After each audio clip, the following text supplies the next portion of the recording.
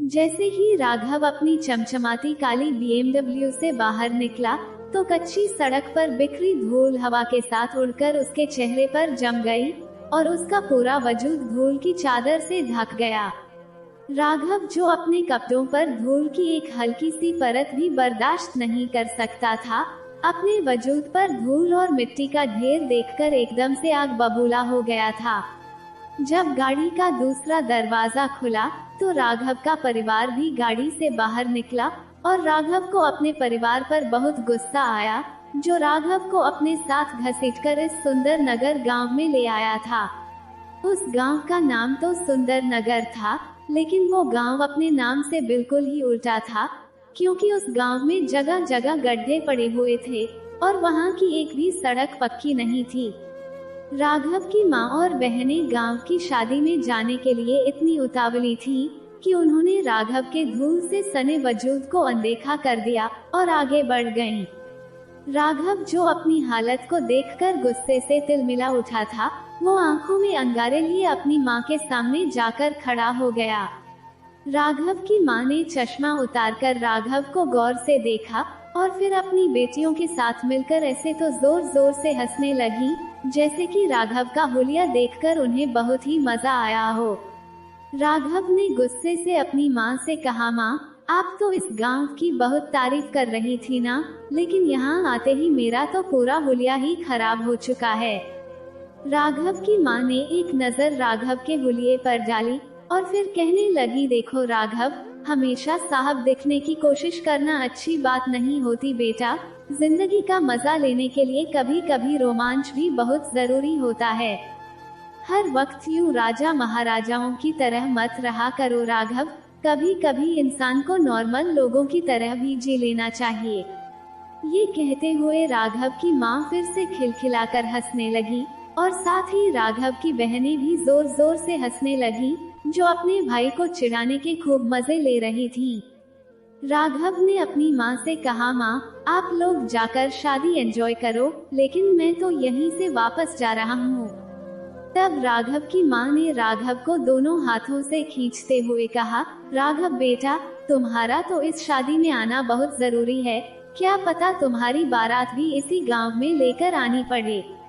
राघव की माँ ने ये बात शायद शरारत से कही थी, लेकिन राघव को तो अपनी माँ की ये शरारत बिल्कुल भी पसंद नहीं आई। इसलिए राघव ने अपने हाथ झटक दिए और कहने लगा, नहीं माँ, राघव भारद्वाज की किस्मत अभी इतनी खराब नहीं हुई है कि मैं अपनी बारात यहाँ इस गांव में ले आऊं। राघव की बात सुनकर उसकी माँ और उसकी छोटी बहनें कुछ अजीब अंदाज में एक दूसरे को देखने लगी, जैसे कि वो सब राघव से कुछ तो छुपा रही थी। और फिर राघव की माँ और उसकी बहनें राघव को खींचकर उस घर के अंदर ले गईं, जहां जोरों शोरों से शादी की तैयारियां चल रही थीं। राघव की बुआ पहले से ही गांव में रहती थी, लेकिन उनका घर बहुत ही खूबसूरत और बड़ा था। बचपन में राघव जब भी अपनी गर्मियों की छुट्टियां बिताने के लिए अपनी बुआ के घर आता था, तो उसकी अपनी बुआ के बच्चों से तो बिल्कुल भी नहीं बनती थी। राघव एक ऐसी घमंडी शख्सियत था जिसके माथे पर हमेशा शिकन की लकीरें मौजूद रहती थी, क्योंकि वो बचपन से ही ऐसा था। ऊपर से शहर के रहन सहन की वजह से राघव इतना सीरियस हो चुका था कि वो किसी से घुलता मिलता तक नहीं था और हंसी मजाक करने की तो उसे बिल्कुल भी आदत नहीं थी। राघव तो बस अपनी ही दुनिया में खोया रहता था और ज्यादातर अपनी पढ़ाई में ही मशगूल रहता था, जबकि राघव के कजिन्स तो बहुत ही शरारती थे और वो राघव को तंग करने का कोई भी मौका नहीं छोड़ते थे। राघव तो उनके लिए जैसे कि एक शोपीस की तरह था, जिसके इर्द गिर्द उसके कजिन्स हर वक्त मंडराते रहते थे। और खास तौर पर तो राघव की बुआ की ननंद की बेटी राधा, जो हमेशा 2 चोटियां बनाकर रखती थी और उसकी नाक हर वक्त बहती रहती थी। वो लड़की इतनी शरारती और बदतमीज थी कि राघव के साफ सुथरे कपड़ों पर अपनी नाक रगड़कर साफ कर लेती थी और फिर अपनी जुबान निकालकर राघव को चिढ़ाती भी थी, क्योंकि राघव के रिएक्शन देखकर तो उसे और भी ज्यादा मजा आता था। राघव की बुआ के बेटे दिन भर मिट्टी के गोले बना बनाकर राघव पर फेंकते रहते थे और राघव उनके आगे आगे दौड़ता रहता था। अगर वो गोले बर्फ के होते तो शायद राघव एक बार बर्दाश्त कर भी लेता, लेकिन राघव अपने शरीर पर तो थोड़ी सी भी मिट्टी या गंदगी बर्दाश्त नहीं कर सकता था, क्योंकि राघव में आत्मसम्मान और स्वाभिमान की भावना बहुत ही मजबूत थी। लेकिन राघव की यही बात उसके कजिन्स को बिल्कुल भी पसंद नहीं थी, और वो लोग राघव को तंग करने का एक भी मौका हाथ से जाने नहीं देते थे। बचपन की यादें ताज़ा होते ही राघव ने अपनी माँ के सामने हाथ जोड़ लिए और कहने लगा, माँ, भगवान के लिए आज के बाद अगर आपको कभी भी बुआ की याद आती है तो आप अकेली ही यहाँ आ जाना, लेकिन मुझे साथ आने के लिए तो बिल्कुल भी मत कहना। और आज राघव अपनी माँ के कहने पर कई सालों बाद इस गांव में आया था, क्योंकि यहाँ उसकी बुआ के बड़े बेटे आकाश की शादी थी। राघव की बुआ के घर में ये पहली शादी थी, इसलिए राघव के कजिन्स ने राघव से इस शादी में शामिल होने के लिए खास रिक्वेस्ट की थी। राघव की माँ ने राघव से कहा, राघव बेटा, अब तेरे कजिन्स बड़े हो गए हैं और अब वो लोग कोई शरारत नहीं करेंगे। गांव के लोग भी बहुत ही शांत और शरीफ होते हैं राघव, लेकिन पता नहीं तुम्हारे दिमाग में ये गलत ख्याल कहाँ से आ गया है कि इस दुनिया में एक तुम ही अकेले अच्छे इंसान हो और तुम्हारे जैसा तो और कोई हो ही नहीं सकता। राघव सच में एक ऐसा इंसान था जो इस दुनिया में सबसे ज्यादा खुद को ही पसंद करता था, और शायद इसीलिए उसे लोग घमंडी कहते थे। ऊपर से राघव की ऊंची शिक्षा ने उसे और भी ज्यादा अहंकारी बना दिया था, और उसे ऐसा लगता था कि वो दुनिया की किसी भी चीज को हासिल कर सकता है। लेकिन राघव के होश तो तब उड़ गए जब उसकी जिंदगी के सबसे अहम मोड़ पर उसके परिवार ने उसकी बात मानने से इनकार कर दिया और किस्मत ने उसे आसमान से उठाकर जमीन पर पटक दिया। कहते हैं ना कि घमंड का नतीजा बहुत बुरा होता है, और राघव के इसी घमंड ने उसे कहीं का नहीं छोड़ा था, क्योंकि उसी गांव की वो लड़की जो बचपन में राघव के कपड़ों से अपनी बहती नाक साफ करती थी और फिर अपनी जुबान बाहर निकालकर राघव को चिढ़ाती थी, राघव की माँ ने उसी लड़की के साथ राघव का रिश्ता तय कर दिया। और जब राघव को इस बात का पता चला तो वो वहाँ से उल्टे पांव ही भाग निकला। राघव पहली बार गांव की शादी में शामिल हो रहा था, और ये शादी बिल्कुल ही खुले माहौल में होने वाली थी। जब राघव वहां दाखिल हुआ तो उसने देखा कि वहां दुनिया भर के गद्दे बिछाए हुए थे और एक तरफ बहुत सारे बर्तन पड़े थे जिसमें आज ना जाने कौन कौन से पकवान बनने वाले थे। दूसरी तरफ औरतें नल पर बर्तन धो रही थी, और इतने सारे बर्तन और उन पर उड़ती मक्खियों को देखकर राघव ने अपनी नाक पर हाथ रख लिया और वहीं खड़े खड़े फैसला कर लिया कि वो वहां से खाने का एक निवाला भी नहीं खाएगा। राघव की माँ ने उसकी इस हरकत पर उसके सिर पर एक हल्की सी चपत लगाई कि तभी राघव की बुआ भी वहां आ पहुंची। राघव की बुआ ने अपने घी शक्कर लगे हाथों से राघव को दोनों कंधों से पकड़ा और फिर राघव के बालों में हाथ डालकर उसके बालों में भी घी शक्कर से अच्छी तरह से मालिश कर दी। ये सब कुछ इतना अचानक हुआ कि राघव तो हैरान रह गया और अपना बचाव भी ना कर सका। राघव के धूल और मिट्टी से सने हुए कपड़ों पर अब घी और शक्कर के दाग भी लग चुके थे, और आज का दिन तो राघव के लिए सबसे बड़े इम्तिहान का दिन था। इससे पहले कि राघव वहां से निकलता और धूल मिट्टी से खराब हो चुके अपने कपड़े बदलता, राघव के कजिन्स की वो फौज, जो कि राघव की मां की नजरों में बेहद ही शांत और शरीफ थे, उन्होंने राघव की ऐसी हालत कर दी जैसा कि गांव की बारात में दूल्हे की हो जाती है। उस गांव की परंपरा के अनुसार दूल्हे को कहीं से धक्का दिया जाता है तो कहीं से लाठियों से पीटा जाता है, तब जाकर वो अपनी दुल्हन तक पहुंचने में कामयाब होता है। बिल्कुल इसी तरह ही राघव के कजिन्स भी उसके इर्द गिर्द जमा हो चुके थे, जैसे कि राघव इस धरती पर कोई एलियन उतर आया हो। राघव के कजिन्स राघव से ऐसे तो लिपट लिपट कर गले मिल रहे थे जैसे कि वो उनके बचपन का बिछड़ा यार हो, लेकिन उनकी इस हरकतों की वजह से राघव का तो सांस लेना भी मुश्किल हो गया था। और फिर कुछ शरारती बच्चे दौड़ते हुए आए और वो राघव के कंधों पर बंदरों की तरह चढ़ गए। हे भगवान, जिंदगी के सारे इम्तिहान आज एक ही दिन में लेने वाले हो क्या? अपने भगवान से शिकायत करते हुए राघव ने उन बंदरों की सेना को पीछे धकेला और अपना सिर बाहर निकाला तो देखा कि उसकी माँ और बहनें उसे इस हालत में अकेला छोड़कर पता नहीं कहाँ चली गई थी। राघव को अपनी बेबसी पर बहुत रोना आ रहा था, लेकिन फिर जब उन बंदरों की सेना ने राघव की बैंड बजा दी और उसकी अच्छी खासी धुलाई कर ली, तब राघव ने एक फीकी मुस्कान के साथ उन बंदरों को पीछे धकेल दिया और कहने लगा, यारों, अगर आप लोग मुझे थोड़ी देर अकेला छोड़ो तो मैं भी जरा अपने कपड़े बदल लूं। तभी राघव का कजिन आकाश वहां आ पहुंचा, जो शायद दूल्हा बनने वाला था। कहने लगा, यार राघव, तुम इन कपड़ों में इतने हैंडसम तो लग रहे हो, तो फिर तुम्हें कपड़े बदलने की क्या जरूरत है? और राघव, जिसे खुद से ही घिन आ रही थी, आकाश को हैरत से देखने लगा और सोचने लगा कि क्या आकाश को नजर नहीं आता कि मेरे कपड़े कितने गंदे और खराब हो चुके हैं। भगवान से हजारों मिन्नतें करने के बाद जब बिछड़े यारों से मिलने मिलाने के पल खत्म हुए तो राघव को एक कमरे में धकेल दिया गया। कमरे में दाखिल होते ही राघव ने अपने भगवान का शुक्रिया अदा किया कि चलो अच्छा है कि कम से कम कमरा तो साफ सुथरा है। कमरे के बीचों बीच एक बड़ा सा बेड रखा हुआ था, जिस पर एक चमकदार सफेद चादर बिछी हुई थी और वॉशरूम भी साफ ही था।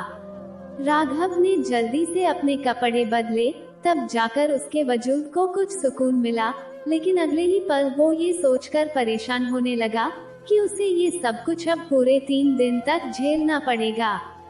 लेकिन राघव को कहाँ पता था कि उसकी किस्मत उसे यहीं इसी गांव में लाकर पटक देगी, क्योंकि राघव की माँ ने आज तक राघव को दिए गए सारे प्यार का इतना बड़ा बदला लिया था कि वो अपने पैरों पर खड़ा ही नहीं रह सका। राघव की माँ ने सही कहा था कि ये शादी राघव के लिए बहुत यादगार होने वाली है, और वाकई में राघव इसे एक बुरी याद की तरह जिंदगी भर अपने साथ चिपकाए रखने वाला है। ऐसा नहीं था कि राघव को गांव के लोगों से नफरत थी या फिर वो अपने कजिन से चिढ़ता था, बस राघव का स्वभाव ही कुछ ऐसा था कि उसे शुरू से ही अकेले रहने की आदत थी और उसे इतनी भीड़ भाड़ तो बिल्कुल भी पसंद नहीं थी। राघव की परवरिश एक अलग माहौल में हुई थी और वो बचपन से ही बोर्डिंग स्कूल में पढ़ता था और हर वक्त किताबों में ही खोया रहता था। राघव ने ना तो ज्यादा दोस्त बनाए थे और न ही कभी ज्यादा रिश्तेदारियां निभाई थी। राघव का सिर्फ एक ही तो दोस्त था, लेकिन वो भी मुश्किल घड़ी में राघव का साथ छोड़ गया। वो कहते हैं ना कि जब किस्मत खराब होती है तो अपने भी पराये हो जाते हैं। राघव के साथ भी कुछ ऐसा ही हुआ था। खैर, गांव की शादी अटेंड करने के बाद जब राघव सही सलामत अपने घर पहुंचा, तब जाकर उसने सुकून का सांस लिया। घर आते ही राघव ने एक लंबा शावर लिया और फिर फ्रेश होकर अपने कमरे में आ गया। शादी के माहौल के बारे में सोचकर ही राघव के तो रोंगटे खड़े हो जाते थे। इतना हंगामा, इतना शोर और वो ढोल नगाड़े सुन सुन कर तो राघव इन 3 दिनों में काफी बेचैन हो गया था। राघव को तो यही समझ नहीं आता था कि ये गांव के लोग इतना शोर क्यों मचाते हैं और इतना मुंह खोलकर क्यों हंसते हैं। हालांकि राघव की अपनी माँ और बहनें भी उन गांव वालों से कम नहीं लग रही थी, क्योंकि राघव की अपनी माँ और बहनों ने भी जी भर के शादी के मजे लिए थे और इस शादी को खूब एंजॉय किया था। लेकिन राघव की तो मत मारी गई थी, जो वो अपनी माँ के कहने पर गांव की शादी अटेंड करने के लिए उनके साथ चला गया था। खैर, जो भी होता है वो अच्छे के लिए ही होता है, और फिर राघव को अपनी माँ का हुक्म भी तो मानना था ना, क्योंकि अगर वो अपनी माँ के साथ इस शादी में नहीं जाता तो उसकी माँ नाराज हो जाती, और राघव अपनी माँ को नाराज तो बिल्कुल भी नहीं देख सकता था। राघव अमीर होने के साथ साथ एक आज्ञाकारी बेटा भी था, इसलिए उसने सोचा कि 3 दिन की ही तो बात है, लेकिन फिर वो वहाँ उस गांव में कभी नहीं जाएगा, चाहे फिर उसकी माँ उसे कितना ही मजबूर क्यों ना करे। लेकिन राघव उनकी बात को टाल देगा। लेकिन राघव की माँ तो एक नए मिशन के साथ राघव के कमरे में दाखिल हुई और आते ही राघव के बेड पर बैठ गईं। राघव तो उस वक्त आईने के सामने खड़ा होकर अपने बालों को जेल से पीछे चिपका रहा था, जो इन 3 दिनों में पूरी तरह से खराब हो चुके थे। क्योंकि राघव के कजिन्स और उसकी बुआ बार बार राघव के बालों में हाथ फेरकर उन्हें खराब कर देते थे। शायद ये उनका लाड प्यार करने का एक अनोखा अंदाज था, जो राघव को बिल्कुल भी पसंद नहीं आया था। राघव हाथ में ब्रश लेकर अपने बालों को पीछे कर रहा था कि तभी उसकी माँ ने अचानक से कुछ ऐसा कह दिया कि राघव के हाथ हवा में ही थम गए थे। लेकिन फिर राघव को ऐसा लगा कि शायद उसने कुछ गलत सुन लिया है, इसलिए उसने एकदम से अपनी माँ की तरफ देखा और कहने लगा, माँ, मैंने अभी अभी जो कुछ भी सुना, क्या आपने भी सच में वही कहा या फिर ये मेरा कोई वहम है? राघव की ये बात सुनकर उसकी माँ मुस्कुराने लगी और फिर वो राघव के सामने आकर खड़ी हो गईं। उन्होंने राघव को दोनों कंधों से पकड़कर उसे अपने बिल्कुल करीब किया और कहने लगी, राघव बेटा, इस दुनिया में सबसे ज्यादा प्यार मैं सिर्फ तुमसे ही करती हूँ और तुम्हारे लिए क्या अच्छा है और क्या बुरा, ये मुझसे बेहतर कोई भी नहीं जानता। तो क्या तुम अपनी माँ को ये हक नहीं दोगे कि वो तुम्हारी जिंदगी का और तुम्हारे फ्यूचर का फैसला कर सके? राघव ने कहा, कैसा फैसला माँ? तो उसकी माँ कहने लगी, राघव, मैंने तुम्हारे लिए एक बहुत ही प्यारी सी लड़की पसंद कर ली है, जो तुम्हारे साथ बहुत ही ज्यादा जचेगी। और ये फैसला तो मैंने बहुत पहले ही कर लिया था, बस अब उसे पूरा करने का समय आ गया है। क्योंकि भगवान की कृपा से अब तुम अपने पैरों पर खड़े हो चुके हो और अपने परिवार का अच्छी तरह से पालन पोषण कर सकते हो, इसलिए मैं चाहती हूँ कि तुम्हारी शादी करके मैं भी अपनी इस जिम्मेदारी से अब मुक्त हो जाऊँ। राघव ने अपनी माँ से कहा, माँ, आपको इतनी भी क्या जल्दी पड़ी है मेरी शादी की? मुझे अभी इस शादी वादी के झंझट में नहीं पड़ना है। राघव ने तो अपनी माँ को अपनी मर्जी के मुताबिक जवाब दे दिया, लेकिन उसकी माँ के अगले शब्द सुनकर तो राघव को ऐसा लगा जैसे कि किसी ने उसके सिर पर धमाके कर दिए हों। राघव की माँ ने कहा, राघव, मैंने तुम्हारे लिए राधा को पसंद कर लिया है। इस बार जब मैं गांव गई थी ना, तब तुम्हारी और राधा के रिश्ते की बात पक्की करके आई हूँ। ये कहते हुए राघव की माँ ने मुस्कुराते हुए राघव की तरफ देखा तो राघव को ऐसा लगा जैसे कि उसकी माँ उसके साथ कोई बहुत बड़ा मजाक कर रही हैं। राघव ने कहा, माँ, पहली बात तो ये है कि मैं अभी शादी करना ही नहीं चाहता, और दूसरी बात की ये बात तो दोबारा कभी मजाक में भी मत कीजिएगा, क्योंकि मैं गांव की किसी भी अनपढ़ गंवार लड़की से तो शादी हरगिज नहीं करूँगा। और आपने ये सोच भी कैसे लिया माँ? माँ, क्या आप नहीं जानती हैं कि मैंने 3 दिन वहाँ पर किस तरह से बिताए हैं? तब राघव की माँ ने कहा, राघव बेटा, तुम्हें कौन सा जिंदगी भर उस गांव में रहना है? हमने तो बस राधा को ब्याह कर यहाँ लाना है, और राधा मुझे बहुत ही ज्यादा पसंद है, इसलिए मैं तो उसी को अपनी बहू बनाऊंगी। एक ही तो बेटा है मेरा, और मेरे बेटे की शादी तो मैं अपनी पसंद की लड़की से ही करूंगी। और वैसे भी अब तो मैं ये फैसला कर चुकी हूँ, बस अब तुम अपना जल्दी से मन बना लो। राघव ने अपनी माँ से कहा, माँ, आप होश में तो हैं? आखिर हो क्या गया है आपको? ये कहते हुए राघव ने अपनी माँ को कंधों से पकड़कर उनको हल्का सा झंझोर दिया, ताकि वो अपनी माँ को होश की दुनिया में ला सके। क्योंकि राघव को ऐसा लगता था कि उसकी माँ अपने होश खो चुकी हैं और उनके दिमाग पर गांव की धूल और मिट्टी की परत जम गई है। राघव की माँ ने धीरे से राघव का हाथ पीछे किया और कहने लगी, राघव, धूल और मिट्टी की परत मेरे दिमाग पर नहीं, बल्कि तुम्हारे दिमाग पर अहंकार की परत चढ़ी हुई है। अगर एक बार इस अहंकार की परत को हटाकर देखोगे ना, तो तुम्हें भी ये दुनिया साफ सुथरी नजर आएगी। और फिर राधा तो बहुत ही प्यारी और शरीफ बच्ची है। तुमने उसे शादी में देखा नहीं था क्या कि वो किस तरह से पल भर में ही सबके साथ घुल मिल गई थी?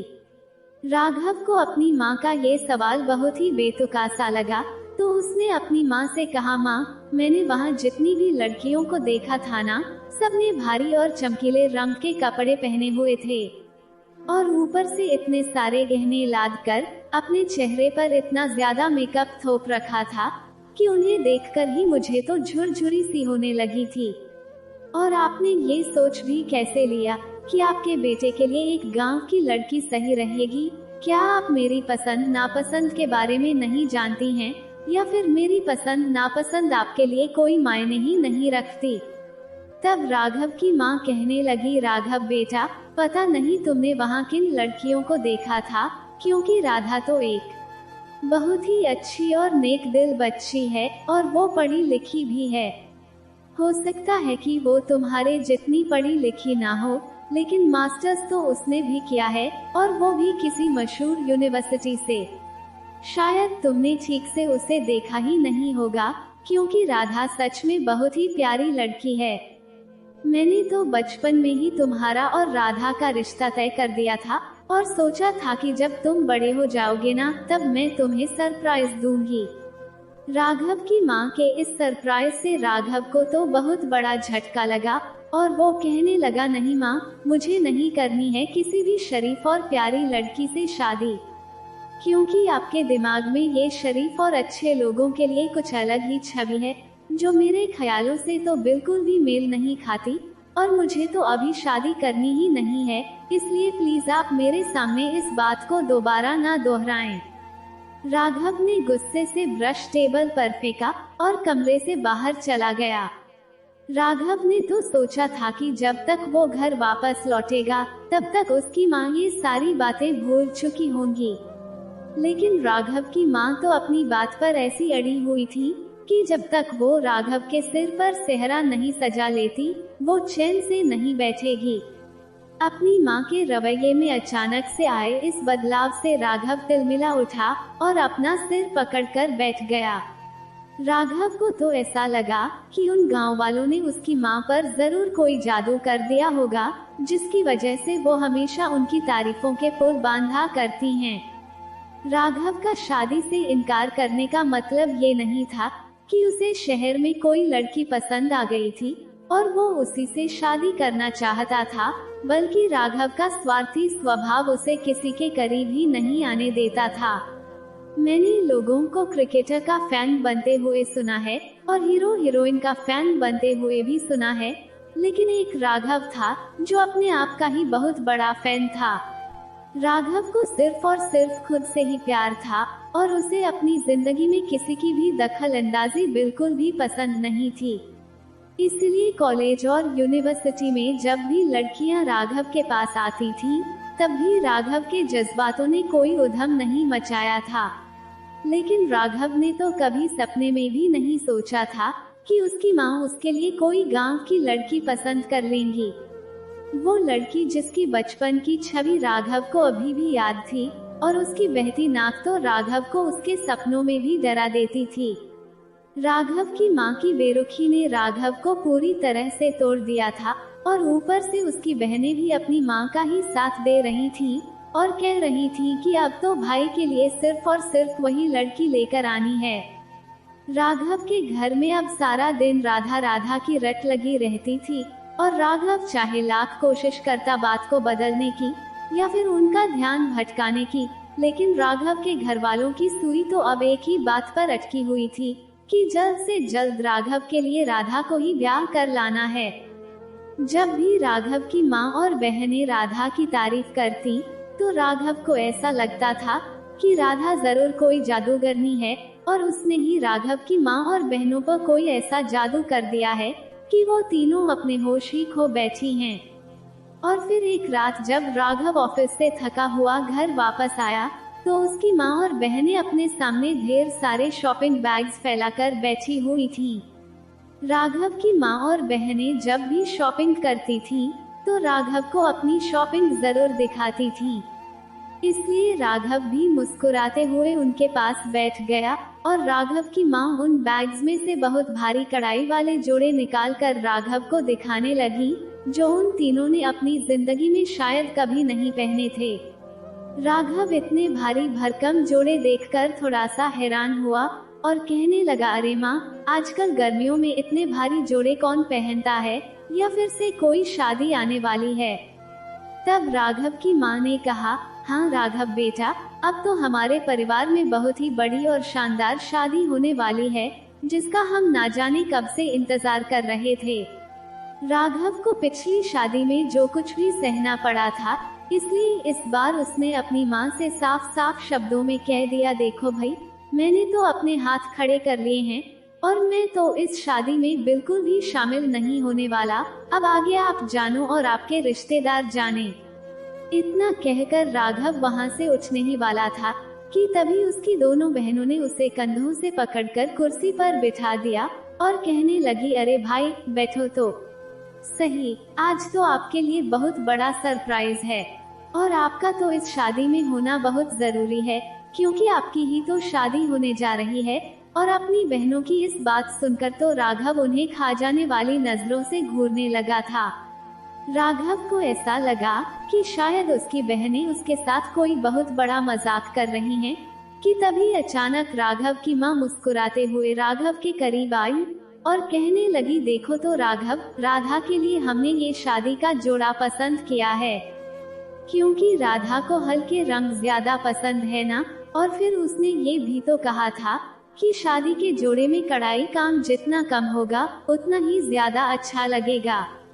राघव ने एक नजर उस खूबसूरत जोड़े पर डाली, जिस पर हल्के हल्के से बूटे बने हुए थे, और वो जोड़ा लाइट पिस्ता कलर का था, जिस पर सफेद मोती और तिल्ले से बहुत ही खूबसूरत और हल्की हल्की कढ़ाई का काम किया गया था। वो जोड़ा इतना खूबसूरत था कि एक पल के लिए तो राघव भी उस जोड़े को देखता ही रह गया। लेकिन फिर उसने अचानक से अपना माथा झटका और अपनी माँ से कहने लगा, माँ, मैंने आपको कितनी बार समझाया है कि मैं अभी शादी नहीं करना चाहता और गांव की लड़की से तो बिल्कुल भी नहीं करना चाहता। आपको मेरी बात समझ में क्यों नहीं आती है? अपनी माँ और बहनों की बात सुनकर राघव पूरी तरह से हैरान रह गया, और आज ऐसा पहली बार हुआ था कि राघव ने अपनी माँ से इतनी बदतमीजी से बात की थी, क्योंकि वो पूरी तरह से अपना आपा खो चुका था। राघव की बहनों का भी सारा एक्साइटमेंट ठंडा पड़ चुका था और राघव की माँ अफसोस के साथ राघव की तरफ देखने लगी और फिर कहने लगी, मेरी एक बात कान खोलकर सुन लो राघव, इसी हफ्ते तुम्हारी शादी है और फिर तुम्हें एक ना एक दिन तो शादी करनी ही है ना, तो फिर राधा से क्यों नहीं? मैंने तुमसे पूछा भी था कि अगर तुम्हें कोई और लड़की पसंद है तो मुझे अभी के अभी बता दो, लेकिन तब तुमने कहा था कि तुम्हें अपने लिए कोई लड़की पसंद नहीं है, तो फिर जो तुम्हारी माँ को पसंद है उसी पर अपना सिर झुका दो ना।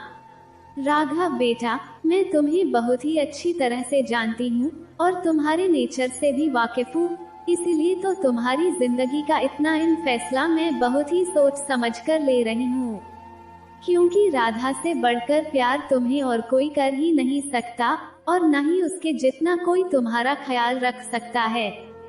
यकीन मानो राघव, राधा बिल्कुल वैसी ही लड़की है जैसा कि तुमने अपने ख्वाबों में सोच रखा है, और अगर फिर भी तुम शादी से पहले एक बार राधा से मिलना चाहते हो तो मैं तुम्हें उससे मिलवा दूंगी। वो सच में बहुत ही प्यारी लड़की है बेटा। राघव ने कहा, नहीं माँ, मैं उस लड़की से तो शादी बिल्कुल भी नहीं करूँगा और किसी कीमत पर भी नहीं करूँगा, और अब आप प्लीज इस जोड़े को मेरे सामने से हटा दें और मुझे कुछ देर के लिए अकेला छोड़ दें। इतना कहकर राघव गुस्से से अपने कमरे में चला गया और दरवाजा जोर से बंद कर दिया।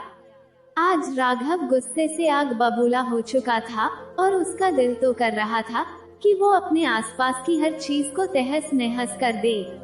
राघव अपना सिर पकड़कर बैठ गया और सोचने लगा, हे भगवान, पता नहीं आजकल माँ को क्या हो गया है और उन्होंने मुझसे पूछे बिना ही मेरी जिंदगी का इतना बड़ा फैसला कैसे ले लिया। जहाँ मैं एक दिन के लिए भी जाने के लिए तैयार नहीं था, अब मुझे वहाँ दूल्हा बनकर जाना पड़ेगा। खैर, राघव की तो पूरी रात यूं ही सोचते हुए गुजर गई, और फिर अगले दिन जब राघव ऑफिस के लिए निकला तो उसकी माँ किचन में नाश्ता बना रही थी। राघव ने अपनी माँ से कहा, माँ मुझे भूख नहीं है, मुझे नाश्ता नहीं करना है। राघव ने किचन के अंदर झांककर अपनी माँ से कहा, तो उसकी माँ ने पीछे मुड़कर राघव की ओर देखा और कहने लगी, ठीक है बेटा, जैसी तुम्हारी मर्जी। राघव बेचारा तो भूख हड़ताल करने की सोच रहा था, ये सोचकर कि उसकी माँ का दिल जरूर पिघल जाएगा जब वो अपने बेटे को भूखा देखेंगी, तो वो अपना फैसला भी जरूर बदल देंगी। लेकिन अब तो राघव का ये प्लान भी चौपट हो गया था। लेकिन राघव ने भी ठान लिया था कि वो किसी भी कीमत पर इस बेजोड़ शादी को नहीं होने देगा। राघव गुस्से गुस्से में ही ऑफिस चला गया और आज जिंदगी में पहली बार राघव ने अपनी माँ पर गुस्सा किया था। और आज पहली बार राघव की माँ को भी राघव के गुस्से की कोई परवाह नहीं थी, वरना तो जब भी राघव ऑफिस जाता था तो वो राघव को फोन कर करके इतना जरूर पूछती थी, राघव तुमने खाना खाया कि नहीं। लेकिन आज तो राघव की माँ ने राघव से पूछा तक नहीं और न ही उनका कोई कॉल आया। अपनी माँ की इस हद तक बेरुखी देखकर राघव को रोने का मन कर रहा था, लेकिन राघव ने भी फैसला कर लिया था कि वो अपनी माँ को मनाने की पूरी कोशिश करेगा और अगर वो खुशी खुशी नहीं मानी तो फिर वो कोई दूसरा तरीका अपनाएगा। राघव ने कुछ दिन तक तो अपनी भूख हड़ताल जारी रखी, लेकिन राघव की इस भूख हड़ताल से उसकी माँ पर तो जरा सा भी फर्क नहीं पड़ा और वो तो शादी की तैयारियों में बिजी थी। राघव की माँ को देखकर तो ऐसा लग रहा था जैसे कि राघव ने उनके साथ मजाक किया था कि वो अभी शादी नहीं करना चाहता। राघव की माँ ने कहा, देखो राघव, अगर अभी तुम्हारा शादी करने का मूड नहीं है तो फिलहाल हम सिर्फ मंगनी ही कर लेते हैं, शादी 2 साल बाद कर लेंगे। और वैसे भी राधा भी आगे और ज्यादा पढ़ना चाहती है, इसीलिए तुम्हारी बुआ कह रही थी कि फिलहाल मंगनी की रस्म अदा कर लेते हैं, शादी 2 साल बाद कर लेंगे, तब तक राधा की पढ़ाई भी पूरी हो जाएगी। राघव को पहली बार ये जानकर थोड़ी सी हैरानी हुई कि राधा एक गांव की लड़की होकर भी एमफिल करना चाहती है, क्योंकि बचपन से ही राघव के दिमाग में राधा की जो छाप थी उस हिसाब से तो राधा मैट्रिक पास करने के लायक भी नहीं थी। खैर, राघव ने फिर से अपना सिर झटका और बड़बड़ाने लगा, राधा एमफिल करे या पीएचडी, लेकिन मुझे इससे कोई फर्क नहीं पड़ता, मैं तो किसी भी कीमत पर ये शादी नहीं कर सकता। क्योंकि राघव अब अपना आखिरी प्लान ठान चुका था और अब तो बस उसे अपने प्लान को अंजाम देना था। राघव ने तो पहले से ही सोच लिया था कि वो शादी के दिन ही घर से भाग जाएगा, क्योंकि वो अपनी माँ के जज्बातों में बहकर अपनी जिंदगी का फैसला नहीं करना चाहता था। राघव ने सोचा कि एक बार ये शादी टल जाए ना, तो बाद में वो अपनी माँ को भी मना लेगा, लेकिन वो अपनी जिंदगी को ऐसे नर्क में नहीं डाल सकता था। राघव के दिमाग में रह रहकर एक ही बात आ रही थी कि आखिर ये मेरी पूरी जिंदगी का सवाल है और मैं अपनी पूरी जिंदगी एक गवार किस्म की लड़की के साथ कैसे बिता सकता हूँ भला। राघव को अपने कमरे में या अपने कपड़ों पर जरा सी भी गंदगी या धूल पसंद नहीं थी, तो पता नहीं वो लड़की कैसे माहौल से उठकर यहाँ उसके कमरे में आएगी। ये सोचकर ही राघव के तो रोंगटे खड़े हो गए थे। और फिर धीरे धीरे करके 1 हफ्ता बीत गया और राघव की शादी का दिन भी आ गया। इस पूरे हफ्ते राघव बिल्कुल चुप ही रहा और उसकी माँ ने सुकून भरी सांस ली कि शायद उनका बेटा मान गया है, लेकिन राघव तो अपने प्लान पर कायम था। राघव की माँ ने शादी में ज्यादा लोगों को इनवाइट नहीं किया था, सिर्फ उनके परिवार के लोग ही थे, क्योंकि उनके बाकी रिश्तेदार तो गांव में ही रहते थे। और फिर जब राघव की माँ ने सारी तैयारियां कर ली और सामान वगैरह गाड़ियों में रखवा दिया, तब राघव ने अपनी माँ से कहा, माँ, मैं कुछ काम से बाहर जा रहा हूँ, बस थोड़ी ही देर में वापस आ जाऊंगा। तब राघव की माँ ने गुस्से से राघव की ओर देखा और कहने लगी, राघव, क्या हो क्या गया है तुम्हें? सारे काम आज ही के दिन करने हैं क्या? आज इतना बड़ा दिन है बेटा, काम तो बाद में भी हो जाएंगे।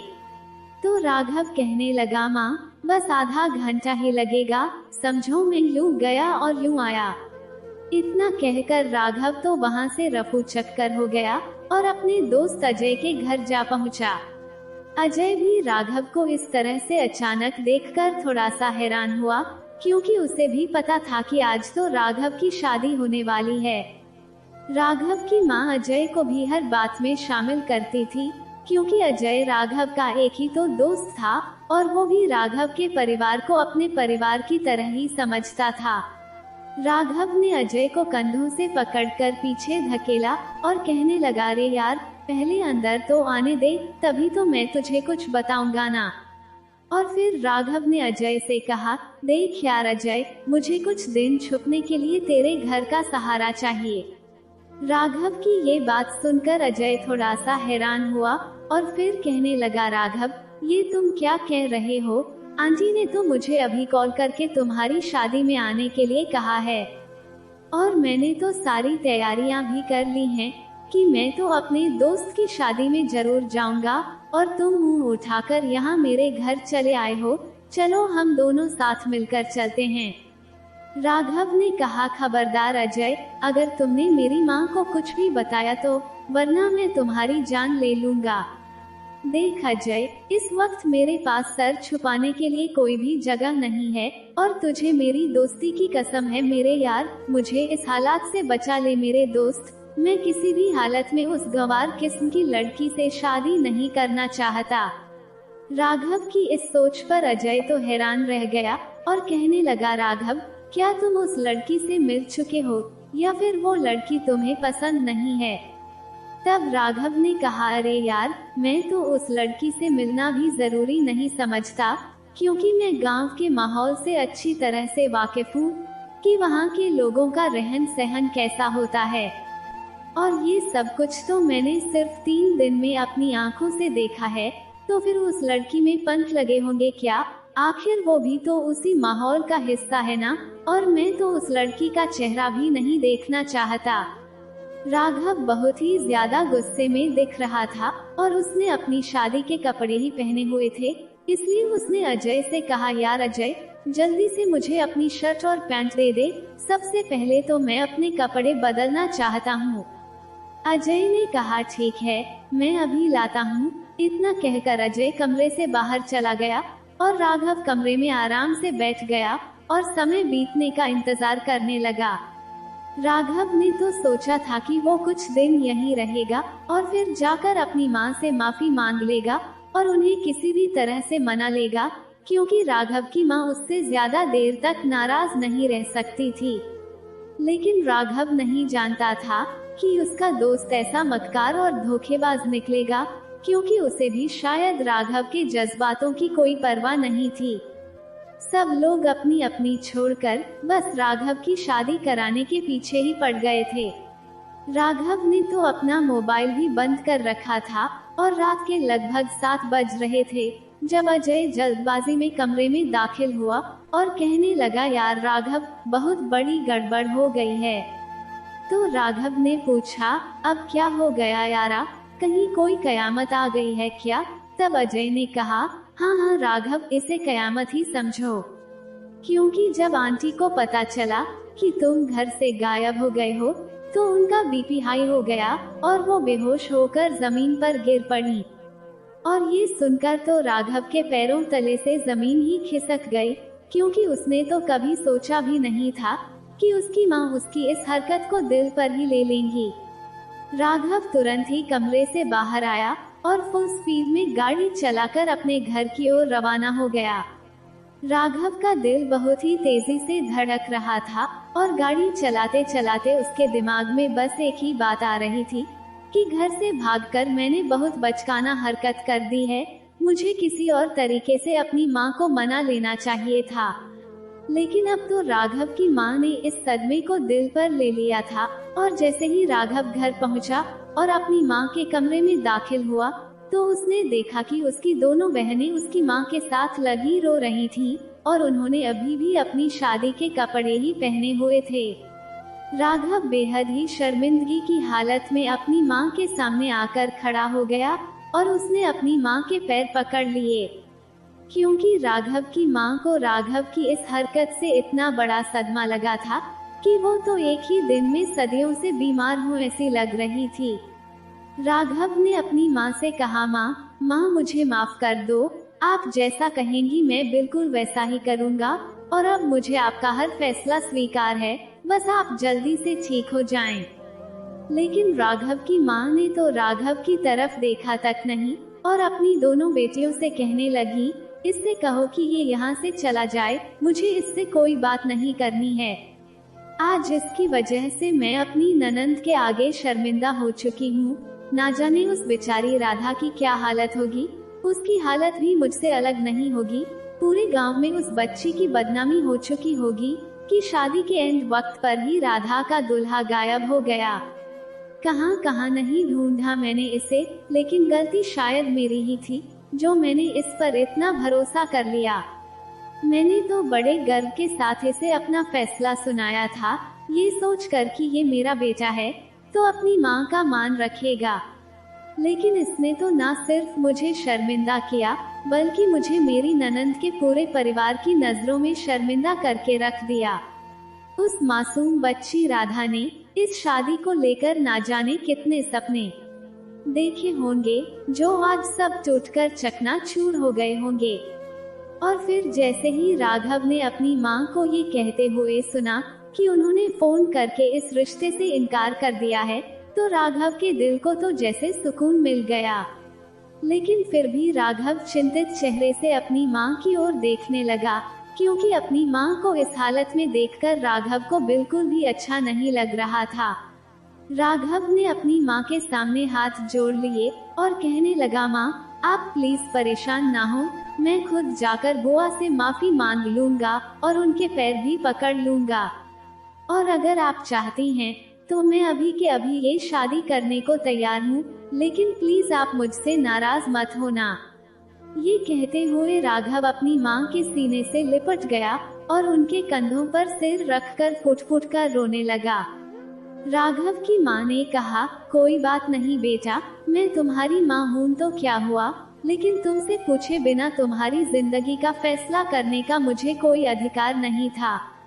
लेकिन अब तुम बेफिक्र होकर सो जाओ, क्योंकि अब वैसा ही होगा जैसा कि तुम चाहते थे।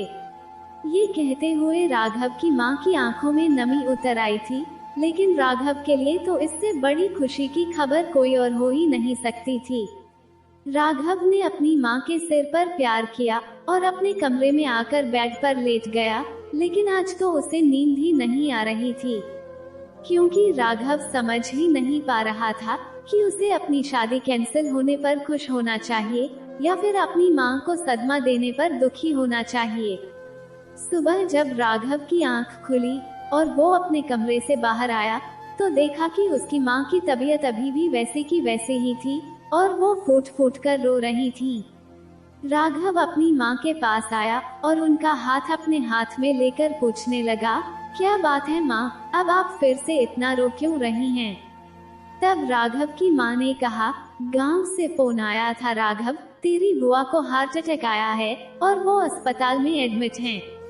और वो ये भी कह रही थी कि अपने बेटे से कह देना कि उसने राधा की जिंदगी के साथ जो भी मजाक किया है ना, मैं और मेरा पूरा परिवार उसे कभी माफ नहीं करेंगे। राघव बेटा, भले ही तेरी बुआ ने राधा को अपनी कोख से जन्म नहीं दिया है, लेकिन राधा जब 2 साल की थी तब राधा के माँ बाप राधा को तेरी बुआ के हाथों में सौंप कर इस दुनिया से चल बसे थे। और तब से ही तेरी बुआ ने राधा को अपने बच्चों से भी बढ़कर प्यार दिया है, इसीलिए शायद उसे भी अपनी बेटी की शादी टूटने का गहरा सदमा लगा है। ये सुनते ही राघव के पैरों के नीचे से तो जैसे जमीन ही खिसक गई और वो धड़ाम से सोफे पर गिर पड़ा, क्योंकि उसने तो कभी सोचा ही नहीं था कि उसका कुछ देर के लिए घर से गायब होना दोनों परिवारों की जिंदगियों को इस तरह से बदल कर रख देगा। राघव कहने लगा, माँ बुआ जी किस अस्पताल में हैं, चलिए हम उनसे मिलने चलते हैं।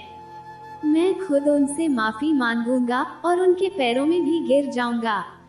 अब राघव को सच में बहुत ही ज्यादा पछतावा हो रहा था कि उसने दोनों परिवारों के साथ बहुत गलत किया है और उसे इस तरह की बचकानी हरकत नहीं करनी चाहिए थी। और फिर जब राघव अपनी मां को लेकर अस्पताल पहुंचा, तो देखा कि उसकी बुआ दिल की मरीज बनी बिस्तर पर लेटी हुई थी। डॉक्टरों ने राघव को बताया कि दिल का दौरा इतना सीरियस नहीं था, इसलिए उनकी जान बच गई, वरना तो उन्हें बचाना मुश्किल हो जाता। राघव की मां तो अपनी ननंद से लिपटकर फूट फूट कर रोने लगी, और राघव उनके पीछे हाथ बांधे और आंखें नीचे किए किसी मुजरिम की तरह खड़ा था। अस्पताल के उस कमरे में और भी लोग मौजूद थे, जो शायद राघव के बुआ के बेटे और बेटियां थे। राघव तो नजर उठाकर उनकी तरफ देख भी नहीं पा रहा था, क्योंकि वो अपने किए पर बहुत ही शर्मिंदा था। राघव तुरंत ही अपनी बुआ के पास आया और अपने हाथ जोड़कर उनसे माफी मांगने लगा। राघव ने कहा, बुआ जी, मैंने ही सब कुछ बर्बाद किया है ना, तो अब मैं ही सब कुछ ठीक करना चाहता हूँ, और अब मुझे इस शादी से कोई ऐतराज नहीं है। इतना कहकर जैसे ही राघव ने अपनी नजरें ऊपर उठाई, तो उसकी नजर एक बहुत ही खूबसूरत लड़की पर पड़ी, और फिर राघव अपनी पलकें झपकाना ही भूल गया, क्योंकि वो लड़की बिल्कुल सादे से सफेद लिबास में किसी देवी से कम नहीं लग रही थी, जिसकी आंखें रो रो कर लाल हो गई थी। जब उस खूबसूरती की मूरत ने दुपट्टे के पल्लू से अपने आंसुओं को साफ किया, तो राघव ने देखा कि उसके सफेद हाथों पर मेहंदी से फूल बने हुए थे, और उसकी हथेली के ठीक बीचों बीच राघव और राधा लिखा हुआ था। जी हाँ, क्योंकि वो खूबसूरती की मूरत कोई और नहीं बल्कि राधा ही थी, जिसे देखकर राघव का दिल अब खून के आंसू रोने लगा, और वो सोचने लगा, काश कि उसने राधा को शादी से पहले ही देख लिया होता, तो शायद घर से भागने की बजाय वो राधा के पैरों में गिर जाता, क्योंकि राधा सच में बहुत ही प्यारी और मासूम सी थी। राघव अब मन ही मन बड़बड़ाने लगा, हे भगवान, मैंने ये कैसा जुल्म कर दिया, खुद पर भी और राधा पर भी। क्योंकि बचपन में राघव ने जिस राधा को देखा था, वो राधा इस राधा से बिल्कुल ही अलग थी। और फिर जब राधा की नजरें राघव से टकराई, तो राधा की आंखों में सिर्फ और सिर्फ नफरत थी, इतनी ज्यादा नफरत कि राघव ने तुरंत ही अपनी नजरें नीची कर ली और अपनी बुआ की तरफ देखने लगा। राघव ने अपनी बुआ से कहा, बुआ जी, मैं अब कोई मंगनी बंधनी नहीं करना चाहता, क्योंकि अब तो मैं सीधे शादी करना चाहता हूँ, और अपनी दुल्हन को विदा कराकर अपने साथ ले जाना चाहता हूँ। और अगर आप सबकी रजामंदी हो, तो मैं ये शादी आज के आज ही करना चाहता हूँ। राघव की बातें सुनकर तो सब लोग चौंक गए थे, कि तभी राघव की बुआ ने कहा, कोई बात नहीं राघव बेटा, हर इंसान की अपनी अपनी पसंद होती है, और हमें भी कोई अधिकार नहीं था कि हम अपना फैसला तुम पर थोप दें। हम बड़ों ने जो कुछ भी किया है ना, बहुत गलत किया है, उसके लिए हमें माफ कर दो बेटा, और अब इस बात को यही भूल जाओ, क्योंकि मुझे तुमसे अब कोई शिकायत नहीं है। ये कहते हुए जब राघव की बुआ ने राघव के सामने हाथ जोड़ लिए, तो राघव ने तुरंत ही उनके हाथों को अपने हाथों में थाम लिया, और फिर उनकी आंखों में आए आंसुओं को अपने हाथों से साफ करते हुए कहने लगा, मैं आपसे विनती करता हूँ बुआ जी, मैं सच में अब सब कुछ ठीक करना चाहता हूँ, और मैं सब कुछ ठीक कर भी दूंगा, बस आप मुझे एक और मौका दे दे प्लीज। राघव बहुत ही विनती भरे शब्दों के साथ अपनी बुआ के सामने झुका हुआ था, तो राघव की बुआ ने भी राघव के सिर पर हाथ रखा, और फिर राघव की माँ उसे वहाँ से उठाकर कमरे से बाहर कॉरिडोर में ले आई।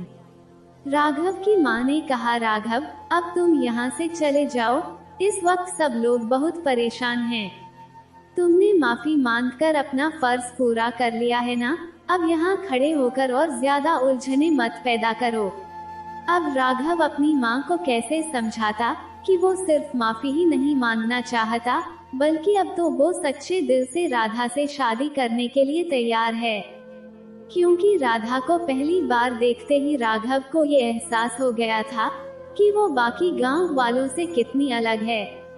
राघव ने अपनी माँ से कहा, माँ, मैं आज ही राधा से शादी करना चाहता हूँ। तो उसकी माँ कहने लगी, राघव, तुम्हारा दिमाग तो ठिकाने है ना, वहाँ तुम्हारी बुआ अस्पताल में पड़ी है, और तुम्हें अपनी शादी की पड़ी है, और वैसे भी अब कोई शादी नहीं होगी, बस अब इस किस्से को यहीं खत्म करो और जो कुछ भी हुआ उसे भूल जाओ। राघव ने कहा, माँ, अब मैं इस शादी को लेकर सच में बहुत ही ज्यादा सीरियस हूँ। तो उसकी माँ कहने लगी, राघव, फिलहाल तो तुम घर जाओ, इस बारे में हम बाद में बात करेंगे। और अब राघव घर आकर अपने कमरे में इतनी बेचैनी से टहल रहा था, क्योंकि उसे खुद भी पता नहीं चला कि अचानक ही उसके दिल की धड़कनें कैसे बदल गई थीं। राधा पर पहली नजर पड़ने पर ही राघव का दिल और दिमाग पूरी तरह से बदल गए थे, जिसे राघव खुद भी समझ नहीं पा रहा था। राघव तो ये सोचकर हैरान था कि आखिर ये राधा शादी में गायब कहाँ हो गई थी, क्योंकि मैंने तो उसे शादी में देखा ही नहीं था, या शायद मैंने किसी भी चेहरे पर ध्यान ही नहीं दिया था, क्योंकि तब तो मुझे किसी को भी देखने में कोई दिलचस्पी ही नहीं थी। और फिर जब राघव की माँ घर पहुंची तो राघव उनके इर्द गिर्द मंडराने लगा। तब उसकी माँ ने कहा, बस अब बहुत हो गया राघव, तुमने अपनी बुआ से माफी मांग ली है ना, अब ज्यादा ओवर एक्टिंग मत करो। मैंने सबको समझा दिया है कि मेरा बेटा थोड़ी सी अलग सोच रखता है, और मैंने ही उस पर जबरदस्ती अपना फैसला थोपा था, और अब मैंने भी सबसे माफी मांग ली है। राघव ने कहा, लेकिन माँ, आपने ऐसा क्यों किया? पहले तो आपने मेरी मर्जी जाने बिना ही मेरी शादी तय कर दी, और अब आपने फिर से मेरी मर्जी जाने बिना ही इस शादी से इनकार भी कर दिया। ऐसा थोड़ी ना होता है। आप अभी के अभी बुआ को फोन करो और उनसे पूछो कि हम शादी के लिए कब आ सकते हैं। राघव में अचानक से आए इस बदलाव पर राघव की माँ तो हैरान रह गईं और कहने लगी, राघव, अब तुम्हें क्या हो गया है? तब राघव ने कहा, नहीं माँ, ऐसा कुछ भी नहीं हुआ है, बस अब मैं ये शादी अपने दिल से और अपनी खुशी से करना चाहता हूँ। ये कहते हुए राघव का चेहरा ब्लश कर रहा था और वो अपनी माँ से नजरें चुराने लगा।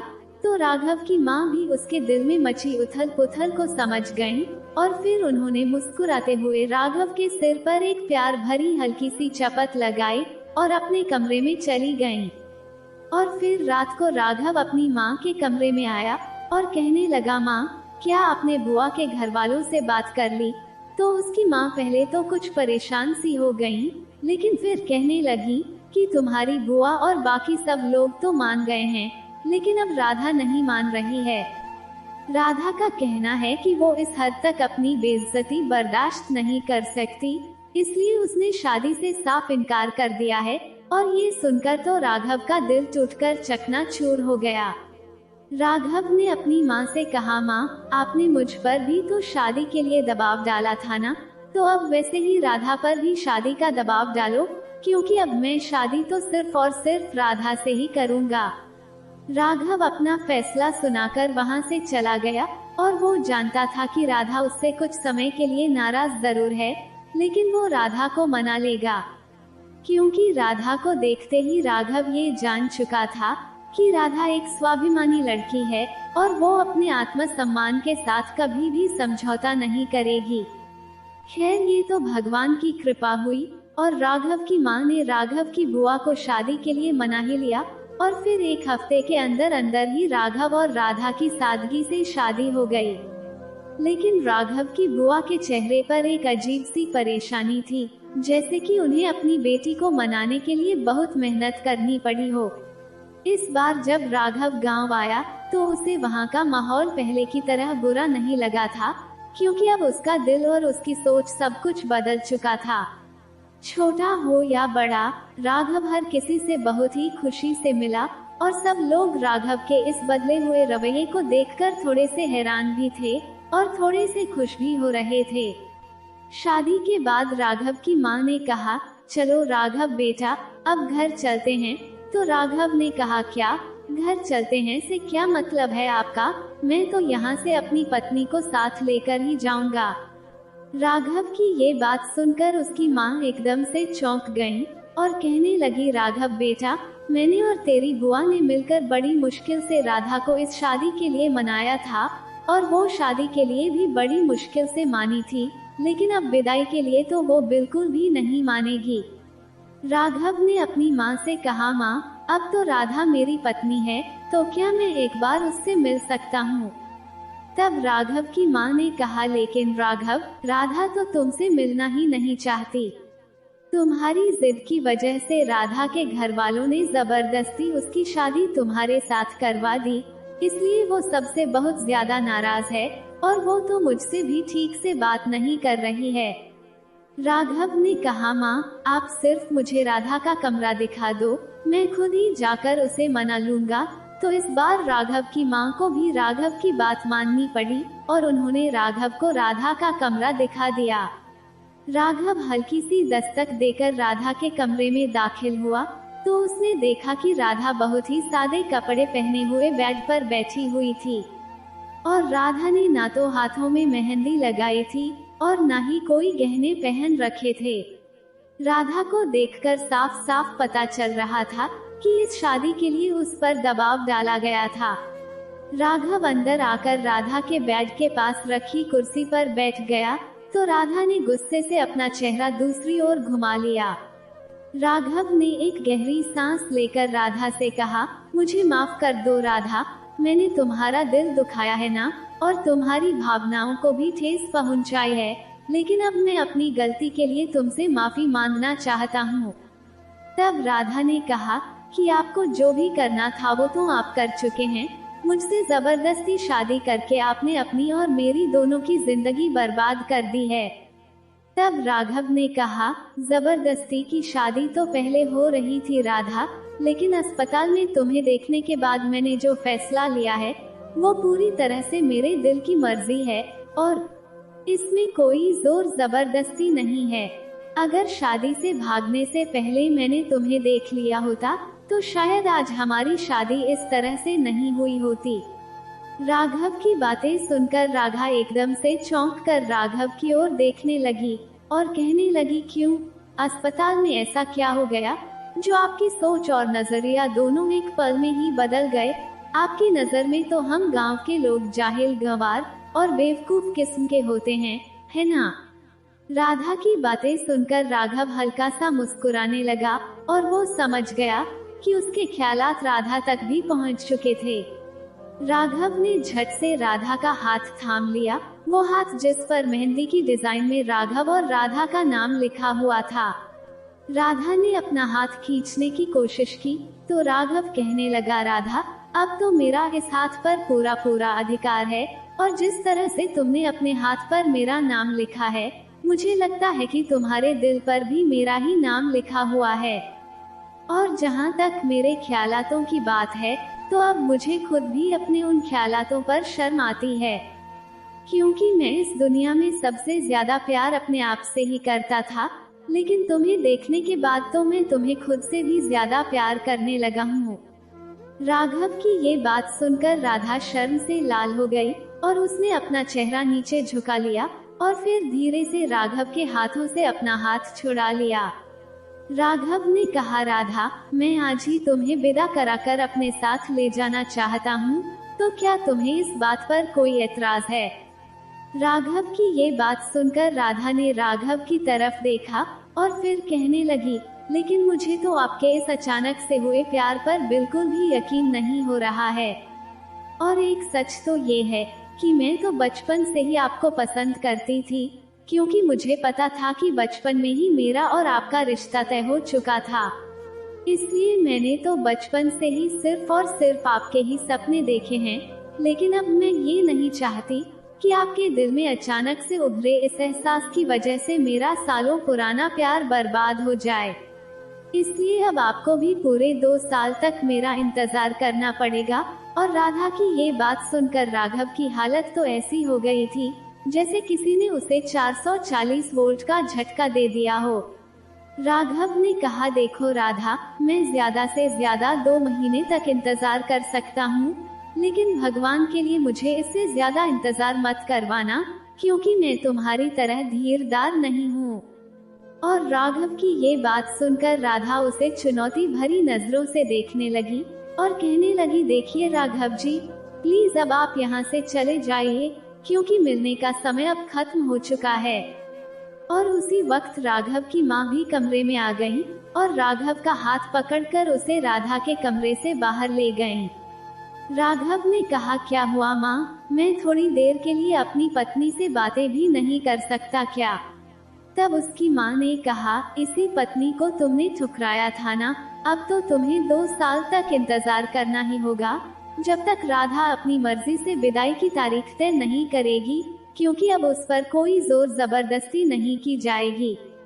अपनी माँ की बात सुनकर राघव गुस्से से लाल हो गया और उसका मन उसे कोसने लगा। राघव के बच्चे, अगर तुमने पहले ही राधा को देख लिया होता ना, तो आज तुम्हें इस जुदाई का दर्द नहीं सहना पड़ता।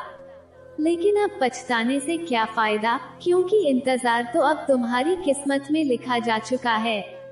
तब राघव ने गुस्से से तिल मिलाते हुए अपने मन से कहा, कमीनों, सारे फसाद की जड़ तो तुम दोनों हो, एक तुम और दूसरा ये दिल।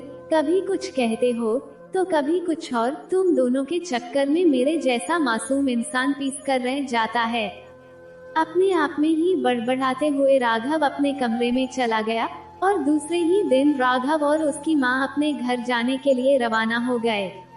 राघव ने बहुत कोशिश की कि जाने से पहले वो एक नजर राधा को जी भरकर देख ले, लेकिन राधा तो उसे कहीं भी नजर ही नहीं आई। और फिर जो हरकतें राघव ने शादी के नाम पर की थी, वो किसी को कुछ पूछ भी तो नहीं सकता था ना। खैर, राधा को देखे बिना ही राघव को अपने घर वापस लौटना पड़ा। और फिर जैसे ही उसने अपने घर में कदम रखा, तो अपने घर में अंधेरा देखकर राघव को ऐसा महसूस हुआ कि राधा के बिना अब उसकी जिंदगी भी इसी अंधेरे की तरह सुनसान सी हो गई है।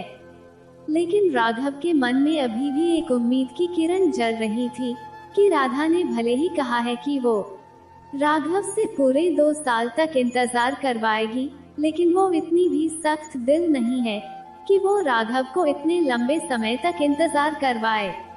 लेकिन राघव ये नहीं जानता था कि उसकी ये उम्मीद की किरण तो उससे पहले ही यहाँ पहुँच चुकी थी और वो उसके कमरे में बैठी उसका इंतजार कर रही थी। राघव जब इत्तू सा मुंह लेकर अपने कमरे में दाखिल हुआ, तो उसने देखा कि राधा तो दुल्हन की तरह सजी धजी उसके बेड पर बैठी उसका इंतजार कर रही थी। लेकिन फिर राघव को ऐसा लगा कि शायद वो राधा के बारे में इतना ज्यादा सोचने लगा है कि उसे हर जगह सिर्फ और सिर्फ राधा ही नजर आ रही है। ऐसा ही कुछ सोचते हुए राघव ने अपना सिर झटका और फिर फ्रेश होने के लिए वॉशरूम में चला गया। फ्रेश होने के बाद जैसे ही राघव वॉशरूम से बाहर निकला, तो राधा तो उसे फिर से वही नजर आ रही थी। इसलिए राघव धीरे से चलता हुआ अपने बेड पर आया और अपनी आंखों को अपने हाथों से रगड़ते हुए बार बार उन्हें खोल बंद करने लगा। राघव की इन हरकतों को देखकर राधा की हंसी छूट गई और वो राघव की चुटकी लेते हुए कहने लगी, राघव जी, मैं आपको कोई भूत प्रेत नजर आ रही हूँ जो आप ऐसी हरकतें कर रहे हैं। तब राघव ने कहा, नहीं राधा, तुम मुझे भूत प्रेत तो नहीं, लेकिन मेरा वो ख्वाब नजर आ रही हो जिस पर मुझे यकीन ही नहीं हो रहा है कि तुम यहाँ मेरे सामने बैठी हो। राघव की इस बात पर राधा कहने लगी, तो क्या अब मैं एक और चुटकी लेकर आपको यकीन दिला दूं कि मैं सच में यहाँ आपके सामने मौजूद हूँ? राघव ने अपना सिर हाँ में हिलाया और अपना हाथ आगे कर दिया, तो राधा ने प्यार से राघव के हाथ पर अपने होंठ रख दिए और कहने लगी, राघव जी, क्या अब आपको यकीन हुआ कि मैं सच में यहाँ आपके पास मौजूद हूँ? तब राघव ने राधा से कहा, लेकिन तुमने तो मुझसे कहा था ना कि मुझे तुम्हारे लिए 2 साल तक इंतजार करना होगा। तो राधा कहने लगी, हाँ ये बात तो सच है कि आपको 2 साल तक मेरा इंतजार करना होगा, जब तक कि मेरा एमफिल खत्म नहीं हो जाता। लेकिन मैं इतनी सख्त दिल भी नहीं हूँ राघव जी कि अपनी जिद पूरी करने के लिए किसी के अरमानों का गला घोंट दूँ। इतना तो मैं भी जानती हूँ ना कि शादी की पहली रात को लेकर हर इंसान के मन में कई सारे सपने बसे होते हैं, और मैं अपनी एक जिद की वजह से आपके वो खूबसूरत पल आपसे छीन नहीं सकती थी। और वैसे भी मैं तो यहाँ सिर्फ कुछ दिनों के लिए ही आई हूँ, और फिर जैसे ही मेरी छुट्टियाँ खत्म होंगी तो मैं वापस लौट जाऊंगी और फिर कनाडा से अपनी पढ़ाई पूरी करके ही यहाँ आऊंगी। राधा ये सब कुछ बोले जा रही थी और राघव तो एक टक राधा को ही देखे जा रहा था। तब राधा ने राघव के कंधों पर अपना सिर टिका दिया और कहने लगी, मैं आपसे एक और बात कहूँ राघव जी। तो राघव ने कहा, हाँ कहो ना राधा। तब राधा ने कहा, इंतजार तो मेरा बहुत लंबा हो जाता अगर आज मैं यहाँ ना होती तो, क्योंकि आपको तो अभी अभी मुझसे प्यार हुआ है, लेकिन मैं तो बचपन से ही आपका इंतजार कर रही थी। ये कहते वक्त राधा की आंखों से आंसू गिरकर राघव के हाथ को गिला कर गए। तो राधा की आंखों में आंसू देखकर राघव ने तुरंत ही राधा को अपने सीने से लगा लिया। राघव एक बार फिर से राधा से माफी मांगते हुए कहने लगा, मैं बहुत बुरा हूँ ना राधा, मैंने बचपन से लेकर आज तक तुम्हारे नाजुक से दिल को ना जाने कितने दर्द दिए हैं, लेकिन अब मैं तुमसे वादा करता हूँ राधा कि अब मैं तुम्हें शिकायत का एक भी मौका नहीं दूंगा और हमेशा तुम्हें खुश रखूंगा। ये कहते हुए राघव ने राधा के नाजुक होंठों पर अपने होंठ रख दिए। तो राधा भी राघव के प्यार में पिघलती चली गई और फिर दोनों रात भर एक दूसरे पर जी भर के अपना प्यार लुटाते रहे, क्योंकि वो दोनों ही जानते थे कि इस मिलन की घड़ी के बाद उन्हें 2 साल की लंबी जुदाई को सहना था। इसलिए आज वो दोनों ही अपने प्यार में कोई कसर नहीं छोड़ना चाहते थे। जय श्री राम। दोस्तों, उम्मीद करती हूँ कि आपको हमारी कहानी पसंद आई होगी। अगर कहानी अच्छी लगी हो तो वीडियो को एक लाइक करके कमेंट में जय श्री राम या राधे राधे जरूर लिखें। और अगर आप चैनल पर नए हैं और अभी तक आपने चैनल को सब्सक्राइब नहीं किया है तो जल्दी से चैनल को सब्सक्राइब कर लीजिए और बेल नोटिफिकेशन को ऑन कर लें ताकि आपको हमारी कहानी का अपडेट सबसे पहले मिलता रहे। कहानी को अंत तक पढ़ने के लिए आपका बहुत बहुत धन्यवाद। राधे राधे।